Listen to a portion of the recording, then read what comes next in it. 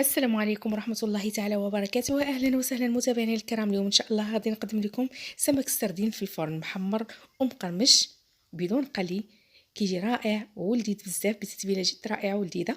فقط تبعوا معايا المراحل وطريقه التحضير. الا كنتوا اول مره كتزوروا القناه ما تنساوش لايك تعليق واشتراك في القناه. غنبداو على بركه الله بالمقادير وطريقه التحضير. عندنا في المكونات كيلو واحد من سمك السردين اللي غسلته وزولت له الراس فقط. عندنا في التوابل البابريكا، القليل من البابريكا، فلفل اسود، ملح حسب الذوق، قليل من بودرة القزبرة، كمون وبودرة الثوم. عندنا ما يقارب ثلث كأس من الزيت ممزوج بين زيت المائدة وزيت الزيتون. عندي ملعقة كبيرة من الليمون حامض، عصير ليمون حامض، وملعقة كبيرة من صوص الصويا أو صوص الصوجا. غادي نخلطوا التوابل مع الزيت حتى كيتخلطوا مزيان، ومن بعد غادي نضيف لهم عصير الليمون الحامض اللي هو ملعقة، فقط ملعقة، تقريبا ملعقة كبيرة، وملعقة كبيرة من صوص الصويا. غادي نخلطوا المكونات جيدا مزيان مزيان. هاد التتبيله هذه كتعطينا واحد اللذة للسمك. ممكن تستعملوها لاي سمك، اي نوع من السمك. هاد الطريقه هذه ممكن تستعملوها لاي نوع من السمك، ماشي ضروري يكون سمك سردين، اي نوع من السمك ممكن تعملوها ليه. غادي ناخذ شويه، واحد الكميه تقريبا شي 5 المعالق هكا تقريبا، هما معلقات صغيورين ديال هاد الخليط هذا. غادي نعملو مع نصف زلافه ديال دقيق الفينو. هاد الدقيق هذا اللي استعملت انا هو دقيق الفينو ماشي السميده، ممكن استعمال السميد الناعم.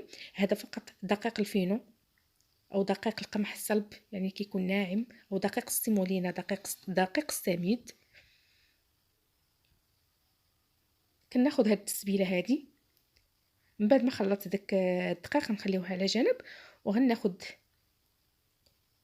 باقي الخلطه وغادي نعملها للسردين، سمك السردين، وغادي نخلطو مزيان حتى غادي يتشرب يتلبس لهاد السمك كامل، ونخليه حتى يتشرب مزيان. قد ما خليته قد ما مزيان يتشرب مزيان.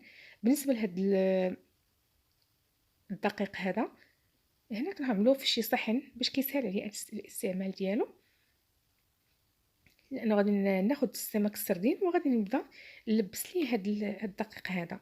ناخذ واحد صينيه الفرن وكندهنها بالقليل من الزيت، ندهنوها مزيان مزيان فقط باش يجينا هاد السمك هذا يجي محمر وما يتلصقش يعني في صينيه الفرن. وفي نفس الوقت هاد الزيت كيعاونو انه يجي محمر. كناخذوا السمك وكنبداو كنفندوه في هاد الدقيق هذا فقط باش يتلبس مزيان. كيجي على هذا الشكل، وكنحطوه في الصينيه. كنبداو نحطوه في صينيه الفرن وكنستعمر بنفس الطريقه، يعني كنلبس لهاد السمك هذا هاد الدقيق هذا اللي عملنا له،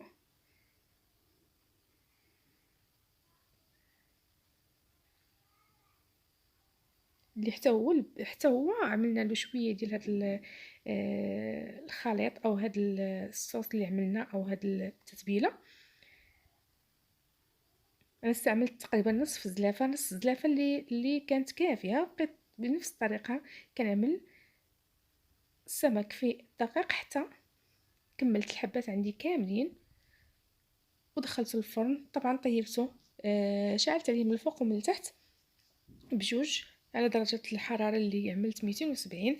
خليته تقريبا شي 20 دقيقة حتى 30 دقيقة، وكيكون محمر ومقرمش على هكا. وانتم عينكم ميزانكم كتشوفوه حتى كيتحمر. وبالصحة والراحة. نتمنى يعجبكم الفيديو ونال الرضا ديالكم، والسلام عليكم ورحمة الله.